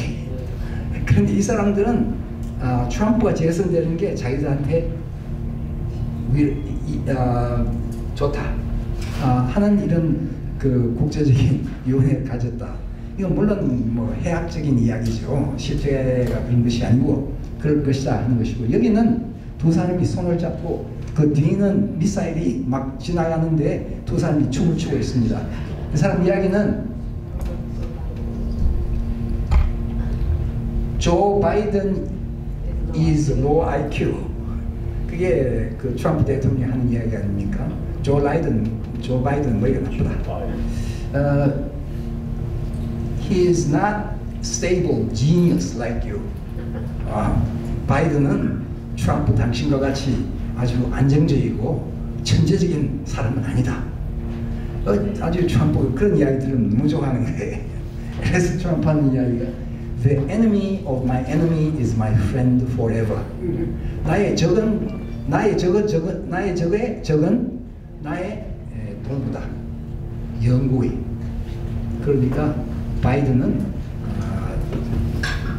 안 좋다 하는 이야기를 서로 좋아한다는 이야기입니다. 그 다음에 진행해서, 근데 우리가 생각해야 될 것은 이 한반을 위협한 각자의 이해관계가 다 다른 것입니다. 미국의 경우에는 제가 누차 말씀드렸지만은 트럼프로서는 앞으로 재선이 제일 중요한 거예요. 무엇보다도 어떤 일이 있어도 재선에 유리하다고 하면 할 것이고, 재선에 불리하다면 안 할 것이고, 재선을 위해서는 모든 방법을 동원할 그런 태세가 아닐까. 이것이 어떻게 보면은 미국의 대통령은 우리 그 학생들을 가르칠 때 텍스트북은 미국의 대통령은 미국의 장기적인 국가 이익을 위해서 노력을 해야 된다. 그 헌법의 정신과 내용을 실행해야 된다. 이런 교과서적인 목적이 있습니다. 그러나 이 트럼프의 경우에는 역시 자기 재선의 목적이니까 이런 그 국가적인 이익이라든지 헌법 조항이라든지 이것보다도 그것이 우선될 가능성이 있다 하는 것이고, 또 둘째는 미국의 안전만 보장되면 된다. 최근에 있었던 일련의 미사일 발사가 있었을 때 트럼프의 대응이 재밌습니다. 이것은 no problem, 영어로 그래요. No problem. It's a standard. 이건 늘상 있는 일이 아니다. 그리고 이건 short range다. short range라면서 미국까지 올 수 없다는데 그래서 문제는 한국에 올 수 있고 일본에 갈 수 있고 또 한국에 있는 28,000명의 미국 군인들에 갈 수 있는 내용인데도 이것은 short range다 이런 이야기를 하고 있어요. 뭐 등등에 대한 이야기를 많이 할 수 있겠습니다만은 결과적으로는 이 미국은 우선 미국의 안전 보장이 확실하게 보장되는 것이 제일 중요한 것이고, 또 가능하면은 그 인도 미국부터 인도까지의 반중국 연대를 구성하려고 하는 거 아닙니까? 여기는 물론 일본도 들어가고 한국도 들어가고, 그리고 미국으로서는 한국도 동맹국가고 일본도 동맹국가고, 일본과 한국 사이에는 혹자들은 quasi alliance라고 합니다. 반 정도의 동맹이라고 합니다. 지금은 그것도 이제 없어졌지만은 반 정도의 동맹이라고 하는데, 이와 같은 관계를 오랫동안 미국은 일본과 한국이 관계가 좋기를 바라고 있습니다. 현 시점에서 제가 시간이 있으면 조금 이야기를 하겠습니다만 미국이 정말 앞장서서 일본과 한국 사이에 조정 역할을 하려고 하느냐, 현재까지는 그렇지 않아 보입니다만은 어떤 경우에는 좀 트럼프나 폼페오나 이런 사람들이 보다 더 적극적으로 관여할 것인가, 이것은 하나의 문제로 남아 있습니다. 그 김정은의 경우에는 김정은의 경우에는 핵 보유 국가로 인정받는 것이 대단히 중요한 것입니다. 핵을 얼마나 가지고 있냐에 대해서는 전문가들이 다릅니다. 최소한도 20개, 최대한도 60개, 아마 20개에서 60개 정도는 현재 핵무기를 가지고 있을 텐데 이것의 그 정당성을 국제적으로 시인받는 것이 대단히 중요한 것입니다. 그리고 이것은 헌법에 보장된 내용이기도 합니다. 경제 제재 완화가 둘째로 중요한 것이고, 체제 보장, 평화협정, 미국과의 관계 개선, 그리고 중국과 러시아와의 협력을 강화하는 것, 그리고 한미일 공조를 파괴하는 것 등등의 자기 나름대로의 이해관계가 있는 것이고, 문재인 대통령은 어디까지나 평화와 안정 협력을 이룩하는 것이고, 남북관계를 개선하고 가능하다면 미국 관계에서 조정자, 교정자 역할을 하고 한미 공조도 유지하고 핵폐기 문제에 대해서는 단계적으로 핵폐기를 추구해서 서서히 그리고 대칭적으로 북한에서 이를 양보하면은 미국에서 이를 양보하고 또 이를 양보하고 이렇게 서서히 가서 핵폐기가 되는 방향을 가기를 원하는 것이죠. 그리고 물론 현재로서는 일본의 위기를 어떻게 탈파할 것인가, 이런 것이 현존의 이해관계에 중요한 게 있습니다. 시진핑은 제가 말씀드렸지만은 시진핑 정책은 제가 다른 데서 이야기했습니다만 시진핑의 외교 정책은 복고주의라고 합니다. 과거에 찬란했던 중국의 한 18세기 초 정도의 중국, 그 당시에 중국은 세계 어느 나라로 봐도 국민 총생산이 가장 많았습니다.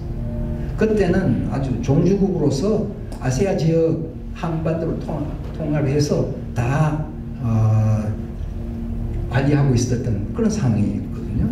그 시진핑은 그와 같은 찬란했던 중국으로 돌아가자 하는 것이 제가 말하는 복고주의인데, 이것을 실행하기 위해서 여러 가지 이야기를 하고 있습니다. 한반도에서는 적어도 형식적으로는 평화와 안전, 그리고 아까 말씀드린 북한하고의 조약을 답습한다는 그런 약속, 그리고 북한에 대해서 경제 제재 조치를 완화해 주기를 바라는 것, 그리고 경제 제재 조치를 위반해서 비밀리에 변경 무역을 하는 것은 저 자신도 북쪽에 가서 변경 무역을 직접 봤습니다. 이 변경 무역이 없으면, 변경 무역이라는 것은 중국과 북한 사이에 국경선에서 시장이 국제 시장이 많이 있습니다. 그게 없으면은 북한이 경제적으로 살기가 힘든 그런 상황이 되어 있는데, 그런 것은 중국에서 눈을 감아주는 그런 현실이 있습니다.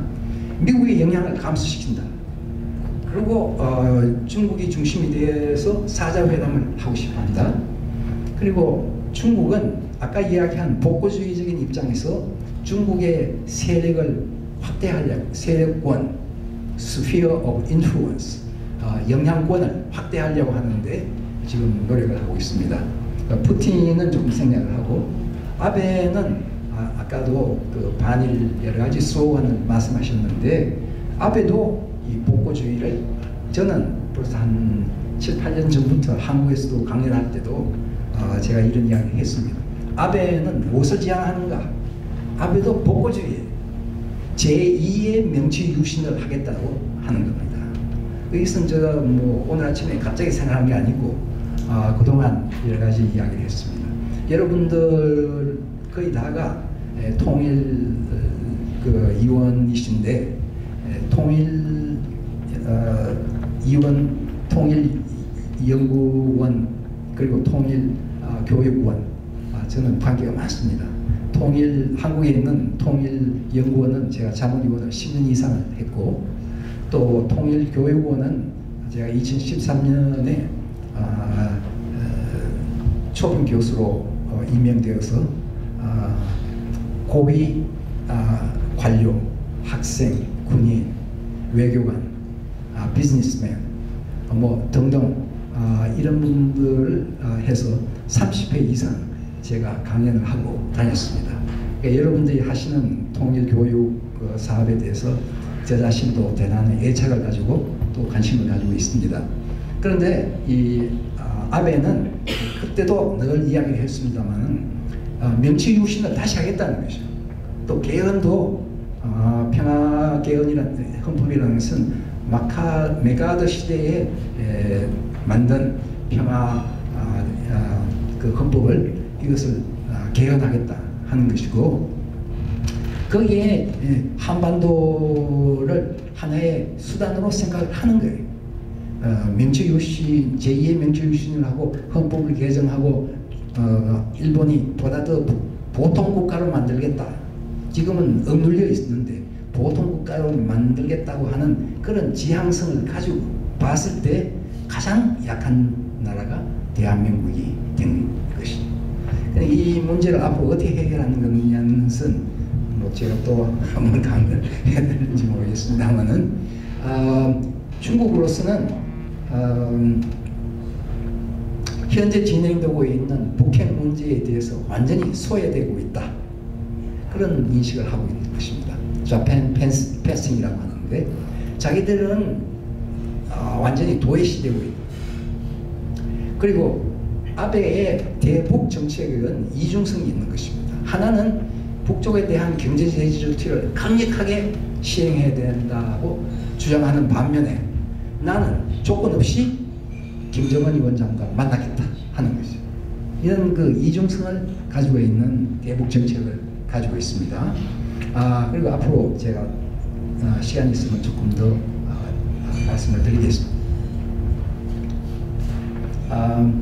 지난번 그 방콕에서 강경화 외무부 장관과 아베 외상이 만나서 아무런 신뢰도 없었고, 또 여기에서 폼페오 국무장관이 어저께 방콕에서 어떻게 조정 역할을 하려고 했습니다만은 결국 아무런 결과도 없었다고 알고 있습니다. 우리의 가장 큰 관심사인 비핵화, 이에 대해서 잠깐 말씀드리고 싶고 제가 강연을 마치겠습니다.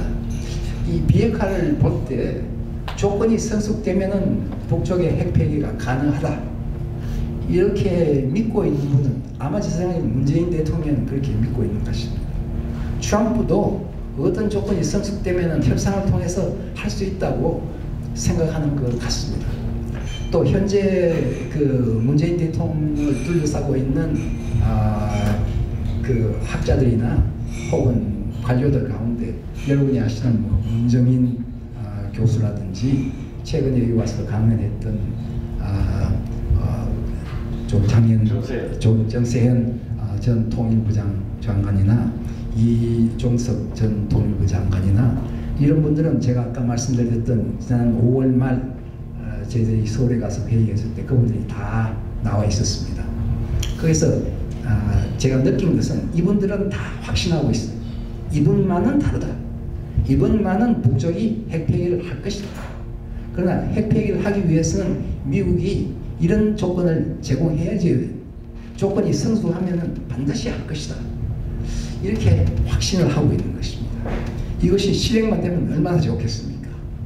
그런데 미국에서 가는 우리 6사람들은 그것은 우리가 희망사항이고 그것이 된다고 확신하기에는 아직까지는 아무런 증거가 있지 않는가 이랬더니 정세현 전 통일부 장관이 이야기가, 미국에서 오신 분들은 왜 이렇게 부정적입니까? 이렇게 이야기를 하죠. 저 후배 잘 알아요. 뭐 한 30년 정도 아는 분. 거기 나온 분들은 다 잘 알아요. 그런데 이런 분들은 조건이 성숙되면 된다고 생각합니다. 그렇게 되었으면 좋다고 저도 생각을 하고 있습니다만은 학자로서는 객관적으로 봤을 때 이것이 가능한지 아닌지는 조금 더 구체적인 그 확증이 있어야 되지 않을까. 완전한 핵폐기는 불가능하다 주장하는 사람들은 그분들보다도 10배가 더 많습니다. 한국은 아니라도 미국에서는 그렇습니다. 그 가운데 갈루치 제네바 협정의 당사자 아닙니까? 1994년. 이 사람은 어떻게 했냐 하면은 설사 핵 폐기에 대한 합의를 하더라도 전술적인 핵무기는 이 정도밖에 안 돼요. 이것을 60개 중에 55개를 공식적으로 폐기하더라도 5개 정도를 숨겨두기에는 북한의 영역이 너무도 크다는 거예요. 다시 말하면 어디든지 숨겨놓을 수가 있다. 그래서 갈루치는 근본적으로 불신하는 거예요. 이정식 교수는 펜실바니아 대학의 이정식 교수는 제가 생각하기에는 북한 연구의 제1인자예요. 미국뿐만 아니라 세계에서 제1인자예요. 이 사람하고 조금 전에 만나서 북쪽은 핵폐기를 하겠습니까? 그랬더니 영어로 absolutely not 그렇게 이야기해요. 그래서 제가 그러면 이걸 공식 석상에서 인용해도 되겠습니까? 그랬더니 absolutely yes 그래요. 그래서 제가 지금 오늘 인용을 하는 거예요. 그리고 박안식 교수 여러분 아시잖아요. 박안식 교수는 제 후배고 잘 알아요. 1981년에 북한에 같이 갔었어요. 근데 이분 이야기는 며칠 전에도 제가 전화를 했습니다만 이분은 북쪽에 대해서 굉장한 동정을 가지고 있는 거예요. 북쪽에 대해서 우리가 가서 제1차를 가고 그 후에 50번을 갔어요. 그러니까 북쪽에서도 이 사람을 상당히 존중해주고 한국에도 존중을 해주고 미국에서도 존중을 해요. 이런 사람의 역할이 중요해요. 아까 말씀같이 서로가 이해를 못한다고 하는데 이런 사람이 중간에서 피차가 이해할 수 있도록 도움을 주는 것은 저는 좋다고 생각해요. 근데 이분은 뭐라고 하느냐? 안 된다. 자기가 북쪽에 대해서 책도 쓰고 50번 이상 가고 하지만은 핵폐기는 절대 안 된다. 그래서 제가 물어봤어요. 핵폐기를 합의가 있을 때는 그 합의를 실행하기 위한 사찰단을 북쪽에 보내야 할 텐데 사찰단이 사찰을 할 수 있겠느냐 그랬더니 그분 이야기는 북쪽에 가면 다 두들겨 맞는다. 두들겨 죽는다. 그러면 한국에 있는 그 전문가들이 있으니까 한국의 전문가들을 북쪽에 파견해서 그 사찰하면 어떠냐 그랬더니 이분 이야기는 한국 사람은 더 많이 두들겨 죽는다. 이분은 그 민심을 아는 거예요. 북쪽에. 이런 사람들은 대조적입니다. 여러분들에게 대조적인 이야기를 제가 드리는 것은 제가 모르기 때문입니다. 그러니까 아는 분들 중에서는 된다는 거고 안 된다는 거고. 그런데 과거의 역사는 어떠냐 보면은 간단히 이야기하면 비핵화를 한 곳이 있습니다. 그러니까 무력 사용을 통해서 한 것이 이라크 사담 후세인이 있을 때는 핵무기를 가질 의향이 있다고 생각했죠. 그러니까 무력으로서 그걸 없애버렸고, 그 리비아의 카다피가 핵무기를 가지려고 했어요. 그것도 무력으로 넘어졌잖아요. 그리고 이란하고 시리아의 경우에는 이스라엘 공군이 가서 영변 핵시설 같은 시설을 파괴해버렸어요. 이라크에 있는 영변 시설 같은 핵무기 시설 비행기가 가서 그냥 폭격해버렸고 시리아도 폭격해버렸어요. 시리아의 경우에는 거기에 북한의 기술자들도 몇 사람 죽었다고 해요. 북한에서 가서 도와주다가 죽었다고 해요. 여하튼 그런 무력을 사용하는 방법이 있었고, 둘째는 체제 변화예요. 나라의 체제가 바뀐 거예요. 그러니까 유크레인이라는 나라가 있잖아요. 이 유크레인이 옛날에는 소련 합중국의 일부였는데 소련이라는 나라가 망하고 유크레인이 독립되니까 거기에 있던 핵무기를 제거하는 거예요. 체제가 바뀌었으니까 유크레인은 어떤 조건 하에서 그 핵무기를 모두 러시아로 이전시킨 거예요. 미국이 중요해요. 미국이 우크라이나한테 뭐라고 하냐면은 우리는 당신들의 체제를 보장해 주겠다. 그러니까 핵무기가 필요 없다. 그리고 러시아는 너희들이 필요한 그 동력을, 에너지를 우리가 제공해 주겠다. 둘 다 성립이 안 됐어요. 해줄 테니까 너희가 가지고 있는 핵무기를 우리한테 이전하라. 해서 유크레인이 했을 때. 그 당시에도 학자들 가운데 상당한 논란이 있었어요. 유크레인이 독립을 하면 틀림없이 러시아의 침범을 당할 것이다. 그럴 때는 핵을 가지고 있어야 그 침범을 방지할 수 있다. 이게 소수 의견이에요. 그런 논쟁이 굉장히 있었어요. 그런데 결과로는 우크레인이 핵무기를 모두 러시아에 보내서 현재는 우크레인이 없어요. 그러니까 현재 우크레인은 크리미아 반도를 러시아한테 잃어버렸잖아요. 러시아가 들어와서 그냥 저거 먹은 거예요.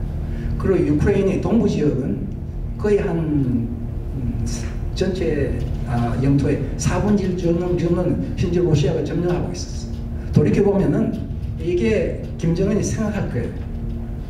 우리가 핵무기가 있어야 미국이 침범 못한다. 우크레인을 보라. 우크레인이 핵무기 있던 것을 다 해소하니까 러시아가 와서 영토를 다 먹어버리는 거예요. 그러니까 이 역설적으로 러시아를 생각할 수 있는 거예요. 그리고 카자흐스탄도 마찬가지. 똑같은 이유로 해서 카자흐스탄에 있던 핵무기를 모두 러시아로 보냈습니다. 셋째는 제재 강화를 통해서 하는 나라는 사우스 아프리카.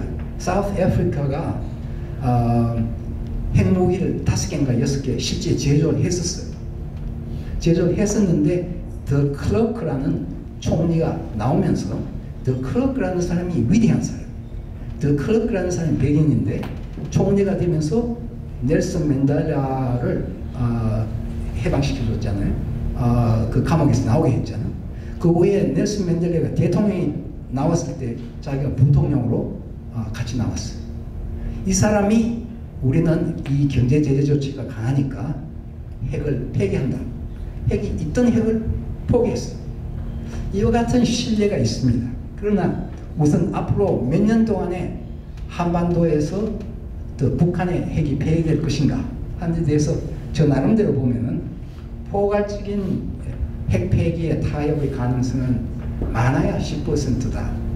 좀 비관적인 이야기가 될지 여러분들에게는 좋은 소식이 아니지만은 제 학자로서 현재 판단하기에는 앞으로 2년 3년 안에 북핵 문제가 깨끗하게 해결되는 타협은 한 잘하면 10%, 그리고 현상 유지의 가능성은 40%, 그리고 비핵화에 대한 잠정적인 합의에는 50%. 그러니까 이것은 무엇을 의미하느냐 하면은 우리가 2017년 이야기를 했습니다. 그때를 여러분들은 돌아가고 싶습니까? 그때는 뭐 미사일이 날아가고 ICBM이 날아오고 전쟁이 있을 것 같은 그런 상황이 위주로입니다. 그런데 10이라고 하는 것은 완전한 비핵화가 되는 아주 이상적인 상황인데 그 중간에 이 비확산이라는 게 있습니다. 그러니까 정치라고 하는 것은 혹은 외교라는 것은 선택의 문제입니다. 아무리 내가 원해도 안 되는 것은 안 되는 것입니다. 그러니까 안 되면은 그러면 최선이 안 되면 차선이라도 다음 좋은 거라도 차선이라도 받아야 하는 것입니다. 그것이 현실이고 그것이 정치고 그것이 지도자의 덕목인 것입니다. 그래서 우리가 이 세 개에 보면은 하나는 2017년으로 회귀하는 것이고 이쪽은 완전히 이상적인 상황이 전개되는 것을 우리가 다 희망을 하고 있습니다. 그렇지만 그것이 안 될 경우에 중간에 또 뭐가 있느냐? 이것이 아까 말한 50% 이야기입니다. 앞으로 2년 3년 안에는 이와 같은 것이 현실화할 가능성이 많다. 비확산이라고 하면은 이제 북한이 핵무기를 더 이상 생산하지 않고 핵무기나 핵무기의 기술을 다른 나라에 반출하지 않는, 확산을 하지 않는 그런 상황이, 이걸 영어로는 모라토리엄이라고 현 상황 유지 정책을 하게 되면은 미국으로서는, 트럼프로서는 그거라도 좋다. 북쪽이 미사일 쏘지 않고 핵 실험하지 않고 현상을 동결하면은 나쁘지 않다. 이럴 수가 있다는 것입니다. 이런 것을 하기 위해서는 여러 가지가 가능하죠. 그럼 전망이 나왔으니 전망 한번 말씀드리죠. 네, 네. 미국은 앞으로 내년 11월까지는 대선이 가장 중요한 관심사입니다. 물론 아이오와에 있는 농민들이 뭐 매일 대선을 생각하는 건 아니지만은 그렇지만 아이오와의 그 예선이 제일 먼저 있으니까 모든 사람들이 아이오와에 집중돼 있어요. 내년 초에. 이와 같은 전쟁이 아니고 평화도 아니고 선거 이것이 관심이 될 테니까 외교는 그것의 종속 변수일 겁니다. 외교가 대선을 좌우하는 것이 아니라 외교는 대선의 하나의 종속 변수로서 진행할 것이다 하는 그런 전망을 해볼 수 있습니다. 판문점 회담 이후에 실무적인 접촉이 있으면은 아마도 그 회담은 갔다 왔다 할 것입니다. 이것을 통해서 저는 트럼프가 있는 동안에 완전한 해결이 된다고는 기대하지 않습니다. 그러나 잠정적인 비확산 정도의 합의는 있을 수도 있고 특히 트럼프가 노리는 내년 10월에 가서 옥토버 서프라이즈 할 수 있는 가능성은 충분히 있습니다. 트럼프라는 사람의 성격으로 봐서도 그렇고 선거에 필요해서도 그렇고 또 김정은으로서는 그 트럼프의 약점을 아는 겁니다. 현재 이 상당히 아이러니합니다. 국가의 나라의 경제나 군사력으로 봐서는 미국이 초강대국가 아닙니까? 북한은 그게 뭐 10분의 1도 안 됩니다. 거의 뭐 50대 1 정도 거예요. 그런데 현재 미국하고 북한 사이에 실권은 누가 쥐고 있느냐 하면 김정은이가 쥐고 있는 것입니다. 트럼프가 쥐고 있는 것이 아니에요. 왜 그러냐? 정치 제도가 다르기 때문입니다. 북쪽은 독재 국가니까 김정은 위원장이 좌지우지할 수 있는 인민의 여론도 중요하지만 인민의 여론은 당분간 제압할 수 있는 과정이 있습니다. 그러니까 미국은 민주국가니까 트럼프가 아무리 하고 싶어도 민의를 완전히 배격할 수가 없는 것입니다. 이게 아이러니한 현실입니다. 미국은 강대국이다. 북한은 강대국이 아니다. 그럼에도 불구하고 현재로서는 김정은이 주도권을 쥐고 있다. 이것이 정치 체제가 다르기 때문에 그렇다. 그런데 미북 관계가 만일 개선된다면은 여기에 따라서 아까 말씀드린 개선, 금강산 등등의 관계도 관계가 개선될 수 있는데 두 개의 관계는 딱 붙어 있습니다. 아무리 문재인 대통령이 독립하고 싶어도 현실로서는 그것이 거의 불가능합니다. 오늘 아침에 우리는 독립한다. 한미동맹이라는 것은 없다. 우리는 미국의 핵 우산에 의지하지 않는다. 선언을 한다고 해서 그게 되는 건 아니라 그런 현실이 있으니까 서로가 이 관계를 맺고 있다. 외교는 어디까지나 가능성이 있습니다.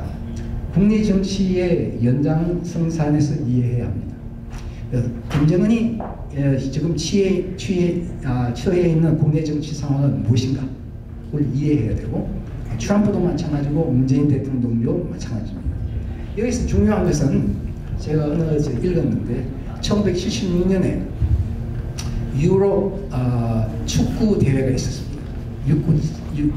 챔피언십이 있었는데 마지막에 가서 서독 팀과 체코슬로바키아 팀이 마주쳤어요. 그런데 연장전이 끝나도 2대1이에요. 2대2라고. 2대2면 뭘 합니까? 페널티킥을.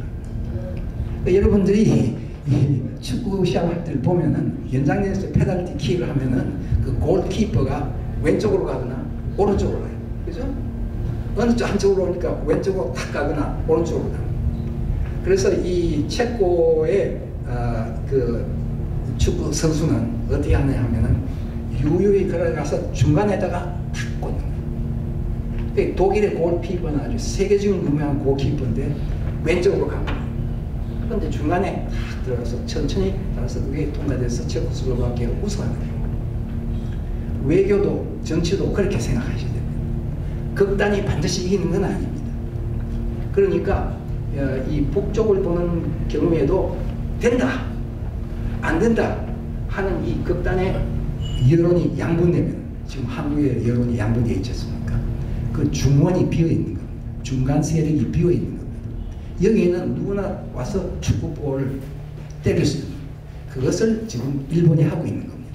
일본이 이렇게 끝단으로 가는 여론 속에서 중간에다가 지금 치고 들어오는 것입니다. 그렇기 때문에 외교라고 하는 것은 가능성의 예술이니까 우리가 미국 외교를 생각할 때, 대한민국 외교를 생각할 때 그렇게 생각해 주기 바랍니다. 국제관계와 남북과의 역학관계가 조화를 이루었을 때 평화롭고 민주적인 통일이 더욱 가능해지는 것입니다. 우리는 통일을 다 원하죠. 평화적으로 민주적으로 원하지요. 그렇지만 아주 복잡다단한 국제관계와 남북관계가 어떻게 미묘한 조화를 이루면은 그 가능성이 더욱 커지는데, 아까도 말씀드렸지만 여기 계시는 여러분들께서는 미국과 북한이 서로 이해해서 제2의 하노이 회담 같은 것이 없도록 하는데 많은 공헌을 해주시기 바랍니다. 감사합니다.